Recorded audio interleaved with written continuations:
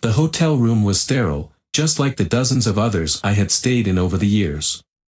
Beige walls, bland paintings, and that faint smell of industrial-grade cleaning supplies. I had gotten used to the rhythm of business trips: pack, fly, pitch, shake hands, repeat. But something felt different this time. I hadn't slept well in days, plagued by a gnawing feeling in my gut, a sensation I couldn't shake no matter how many emails I buried myself in. Martha hadn't answered my last 2 calls. That wasn't like her. Usually, she'd at least text back, even if just a brief, busy, call later. But now, nothing. I rationalized it. She was probably at one of her book club meetings or taking the kids to their after-school activities. The kids, Abby and Tyler, kept her on her toes. I had always appreciated that about Martha. She was good at keeping the home life running smoothly while I jetted off for work. I glanced at the clock. 9:17 p.m. I picked up my phone and called her again. It rang twice before going to voicemail. "Hey, Martha, it's me again. Just checking in.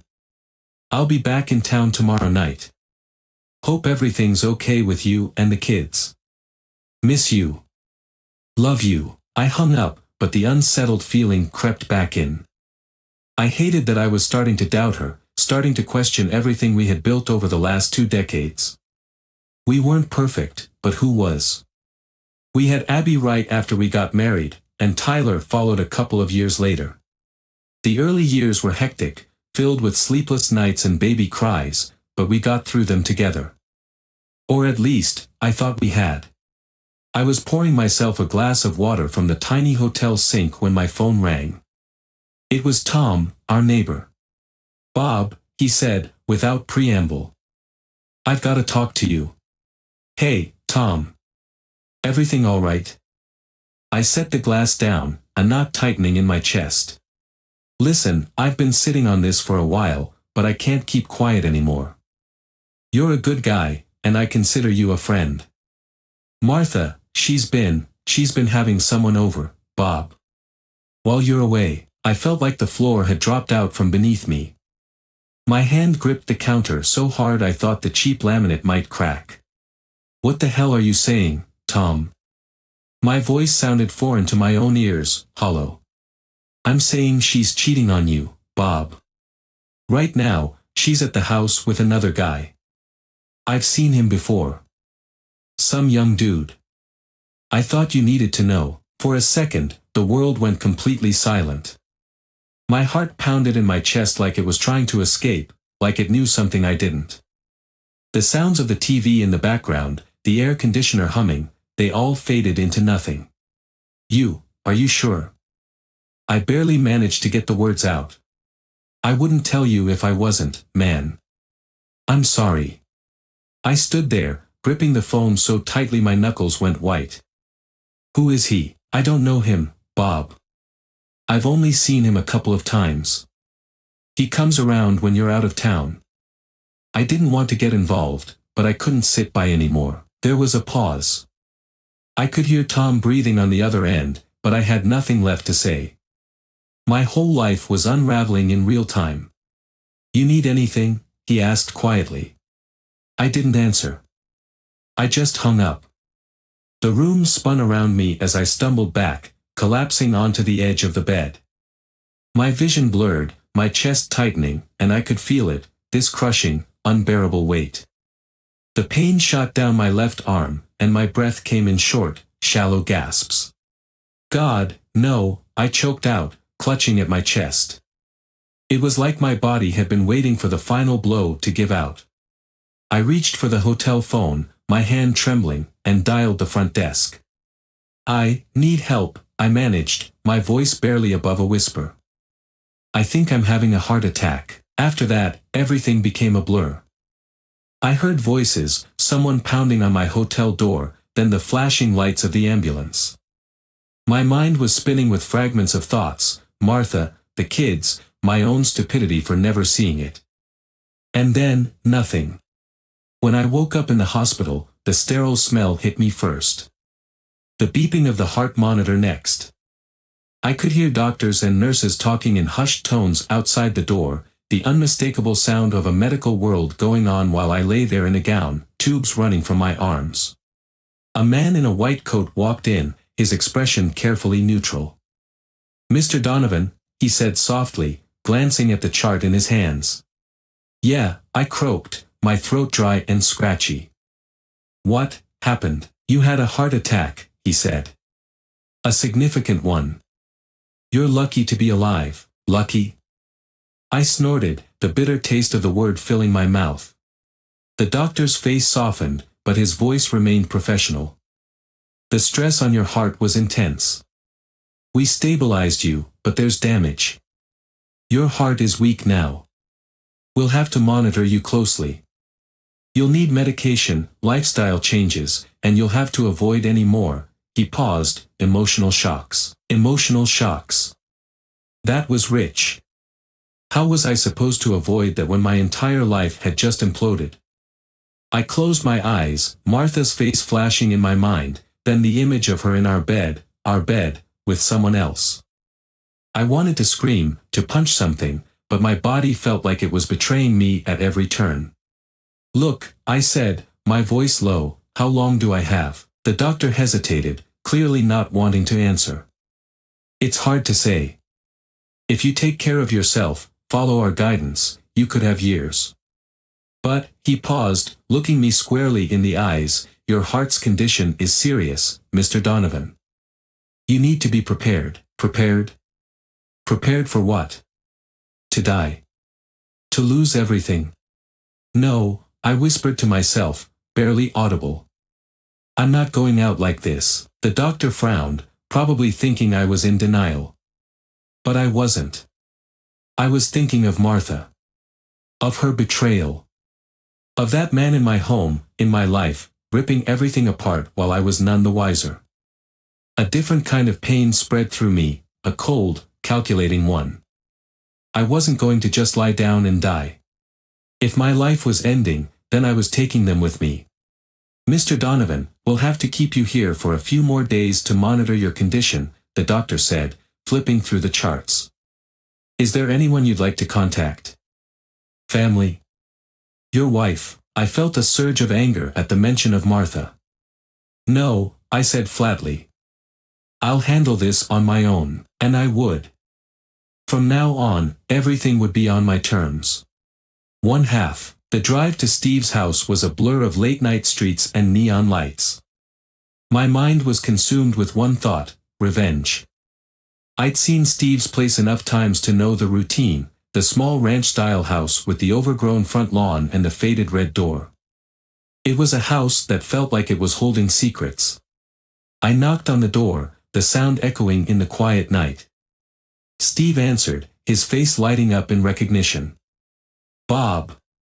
What are you doing here? I thought you were out of town." I barely managed a smile. "Hey, Steve. Can I come in?" "Of course, man. Come on in." He stepped aside to let me in, his casual demeanor a stark contrast to the turmoil roiling inside me. Inside, the living room was cluttered with remnants of family life, kids' toys, magazines, and a stack of mail. Steve motioned to the couch. "You look like hell, Bob. You okay?" I dropped onto the couch, feeling the weight of my own body. "Not really. I need to talk to you. It's important." Steve settled into the armchair opposite me, looking concerned. "What's going on?" "You're scaring me a little." I took a deep breath, trying to steady my shaking hands. "I've been having a rough time. Had a heart attack." "That's not even the worst part." Steve's eyes widened. "Jesus, Bob. I didn't know. What happened?" I hesitated, struggling to find the words. Finally, I looked him in the eye. "Martha's been cheating on me." The room seemed to get smaller, the air thicker. Steve's expression changed from concern to shock. "What?"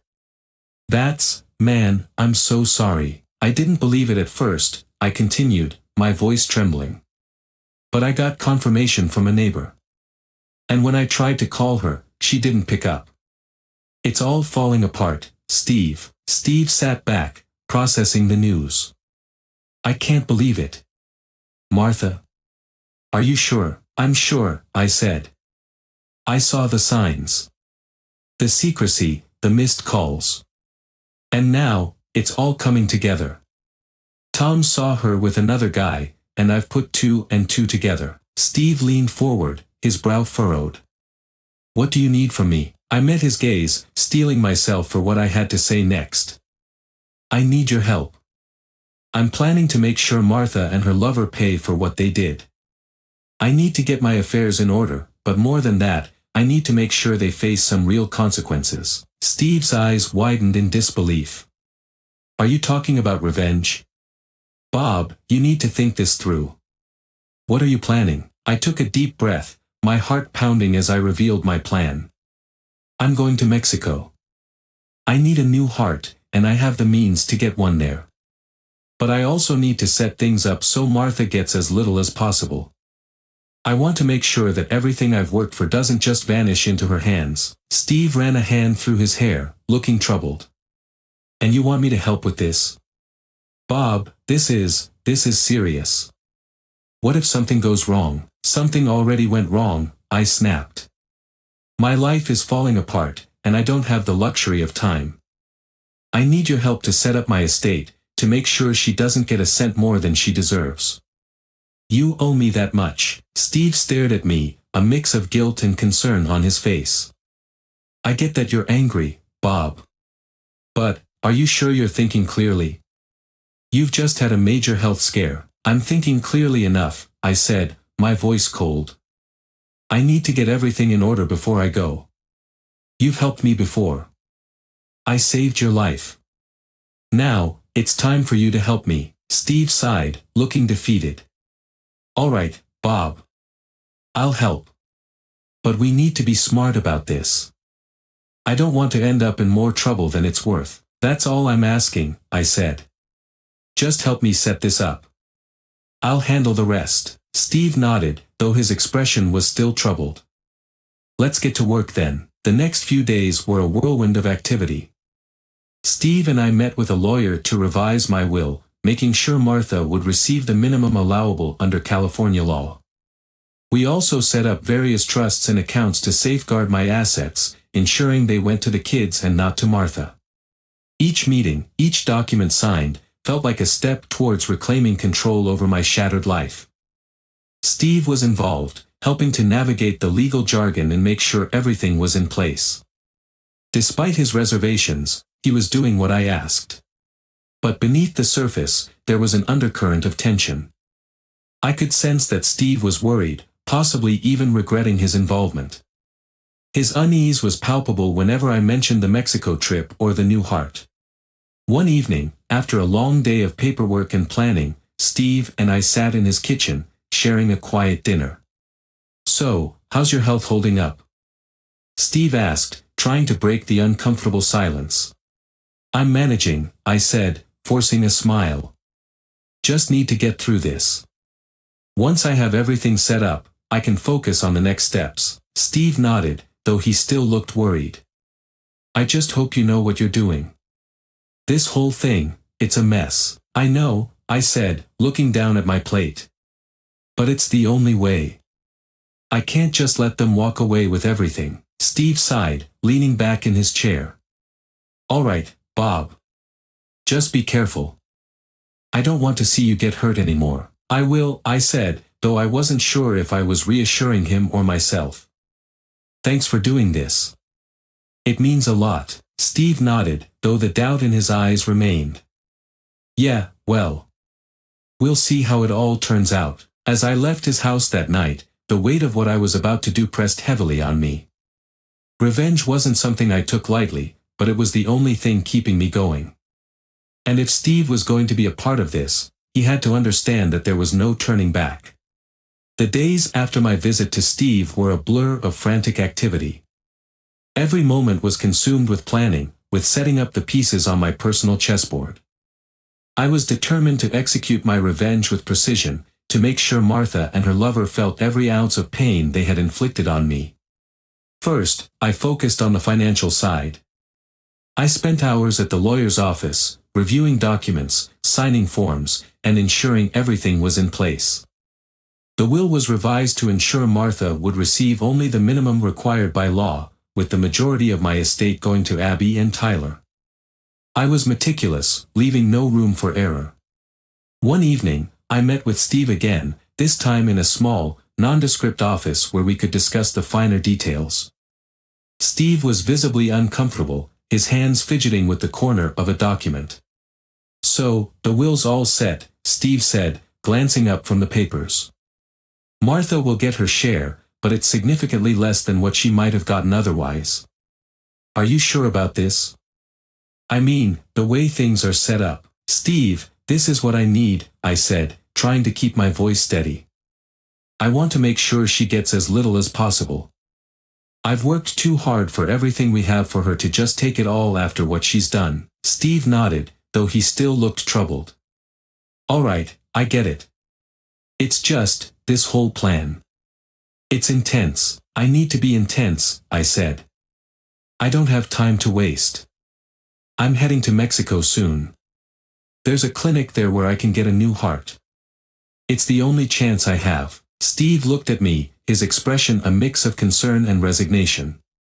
"And you're sure this is the only way?" "There's no other option." "Not for me," I said firmly. "I've thought this through. This is the only way to make sure everything is set up before I leave." We spent the rest of the evening finalizing the financial arrangements, discussing every detail to ensure nothing was overlooked. When the documents were finally signed and sealed, I felt a small sense of accomplishment. It was one step closer to executing my plan, but there was still more to do. The next phase of my plan was the trip to Mexico. It was a necessary step, one that would give me a new heart and a new lease on life. At least, that was the hope. I booked my flight under a false name, preparing for a covert operation. I had arranged for everything in advance: the surgery, the recovery, and the return. As I packed my bags, preparing for the trip, I had a final meeting with Steve. We sat in his dimly lit garage, cluttered with old tools and broken furniture. It felt strangely intimate, a place where secrets could be shared away from prying eyes. "So, everything's in order," Steve said, handing me a file. "This includes all the legal documents you'll need, along with a list of contacts in Mexico. You should be all set." I took the file, feeling the weight of its contents. "Thanks, Steve. This is everything I need." Steve hesitated, then spoke up. "Bob, I need to ask you something. You know you're putting yourself in a dangerous position with all this, right? Not just physically, but legally too. There's a lot at stake." "I know," I said. "But what choice do I have? If I don't do this, then Martha and her lover just get away with everything. They get to live their lives while I'm left with nothing." Steve sighed, looking down at the floor. "I understand why you're doing this, I really do.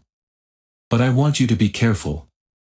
If anything goes wrong." "It won't," I said, my voice firm. "I've planned for every eventuality. And if something does go wrong, at least I'll know I tried to make things right." Steve nodded, though his face was still etched with worry. "All right. Just make sure you stay safe. And remember, there's no going back after this." "I know," I said. "That's the point." The day of my departure came too quickly. I was ready, though my mind raced with thoughts of what lay ahead. I kissed Abby and Tyler goodbye, making up an excuse about a business trip. I couldn't risk them knowing the full extent of my plans. As I boarded the plane, I glanced back at the airport terminal, feeling a strange mix of determination and dread. This was it. The final step before my revenge would be complete. The flight to Mexico was long and uneventful, filled with restless moments where I replayed every detail of my plan. I knew that once I landed, there would be no turning back. The clinic had been prearranged, the doctors briefed, and the heart ready. Everything was set in motion. The surgery itself was a blur of pain and recovery, but I emerged on the other side with a new heart, ready to enact the final stages of my revenge. I had to ensure that everything was in place before I returned to California. I had to make sure that Martha and her lover would face the consequences of their betrayal. And as I prepared to make my way back, I couldn't shake the feeling that the true test was yet to come. The moment I faced Martha again, the moment I showed her what I had done, only then would I truly know if my plan had been worth the cost. The flight back to California was a different kind of journey. The first leg was filled with a mixture of anxious anticipation and physical discomfort. My new heart was still adjusting, and each beat seemed to remind me of the sacrifice I had made and the price of my revenge. As the plane touched down, I felt a strange mixture of triumph and trepidation. This was it, the final act of my plan. When I stepped off the plane, the crisp California air hit me like a wave of reality. The familiar sights of the airport, the bustling crowds, the sounds of announcements, felt oddly distant. Everything seemed surreal, as if I was stepping into a world that had been altered by my absence. I picked up my rental car, a nondescript sedan, and drove to the small apartment I had rented for the next few days. I needed to lay low, to avoid drawing any unwanted attention before I made my final move. The next morning, I was ready. I had arranged to meet with Martha, having sent her a message with a request to discuss some important matters. I had chosen a neutral location, a coffee shop halfway between her house and mine. The place was quiet, with just a few patrons scattered around. I arrived early, taking a seat at a corner table with a clear view of the door. When Martha walked in, she looked the same as always, put together, her hair styled, a calm demeanor that masked the storm beneath. She spotted me and approached with a hesitant smile. "Bob," she said, her voice a mix of surprise and forced cheerfulness. "I wasn't expecting to see you so soon." "Hey, Martha," I said, rising to greet her. "Thanks for meeting me." She sat down across from me, her eyes searching my face. "How was your trip? Everything go okay?" "Actually, it went very well," I said, taking a sip of my coffee. I watched her as I spoke, noting the subtle shifts in her expression. "That's good to hear," she said, though her eyes seemed to dart around nervously. "So, what did you want to talk about?" I set my cup down and leaned in slightly, my gaze steady. "There are a few things I need to tell you. I've been making some changes to my estate. You're probably going to want to hear this." Martha's smile faltered, her eyebrows knitting together. "Changes? What kind of changes?" I took a deep breath, feeling the weight of the moment. "I've made sure that you get the minimum allowed by law from my estate. Everything else is going to Abby and Tyler. I've made arrangements to ensure that's how it stays." Martha's face went pale, her eyes widening. "What are you talking about, Bob? Why would you do that?" "I think you know why," I said, my voice cold. "I found out about your affair. I know everything." Her mouth opened, but no words came out. She looked around, clearly distressed. "Bob, please, let's talk about this. We can work things out." "There's nothing to work out," I said, my voice firm. "I've already made my decisions. I'm not here to negotiate." Martha's face crumpled into a mask of anguish. "Bob, please. I know I made mistakes, but this isn't fair. You're hurting everyone, including the kids. You should have thought about that before you betrayed me," I said. "I'm done being fair. I'm done being the nice guy who turns the other cheek." The confrontation left Martha shaken, but I wasn't finished. There was one more thing I needed to do. I had to see Steve. I had to confront him about his betrayal. I drove to Steve's house, the familiar sight of his front lawn and red door now carrying a heavy significance. I knocked on the door, feeling a strange mix of anticipation and dread. Steve opened it, his face showing surprise, then concern. "Bob," he said, stepping aside. "What are you doing here? I thought you'd be laying low." "I needed to see you," I said, walking into the living room. "There's something we need to talk about." Steve's face paled slightly. "What's wrong? You look intense." "Yeah," I said, taking a deep breath. "I've got something to show you." I lifted my shirt slightly, revealing the fresh scars from the surgery. This is what I went through to get a new heart.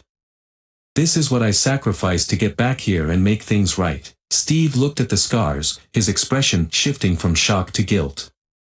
Bob, I didn't know it would be like this. I didn't know you'd go through so much. You knew enough to help me, I said, my voice cold. And yet, here you are. I found out about your affair with Martha. Steve's face fell, and he sank into the couch, his shoulders slumping. Bob, I'm sorry. I messed up. I never meant for any of this to happen. Sorry doesn't change anything, I said, my voice low and controlled. You were supposed to be my brother, my ally. Instead, you betrayed me. Steve looked up at me, tears in his eyes. I know. I screwed up. I was weak. I'm sorry for everything. I can't change what's happened, I said. But I can make sure you're held accountable. I've arranged for everything to be taken care of legally. I've made sure you'll be held responsible for your part in this. Steve's face was a mix of anguish and resignation. What are you going to do? I've made arrangements for your share of the estate to be minimal, I said. I want you to understand the gravity of what you've done. You've betrayed me, and now you'll face the consequences. Steve nodded, though his expression was one of deep regret. I understand. I just hope you can find some peace. I looked at him, feeling a flicker of something that might have been pity. I don't know about peace, Steve. But I'm going to make sure everyone knows the cost of their actions. As I left Steve's house, the finality of my actions settled over me. I had executed my plan, confronted those who had betrayed me, and set things in motion to ensure they faced the consequences. The road ahead was uncertain. I was left to deal with the fallout of my decisions, to live with the choices I had made. But for now, I had achieved what I set out to do. I had returned, faced the people who had wronged me, and made sure they would not escape the repercussions of their actions. As I drove away, I couldn't shake the feeling that the hardest part was yet to come. The scars, the betrayal, and the revenge had all been part of the journey.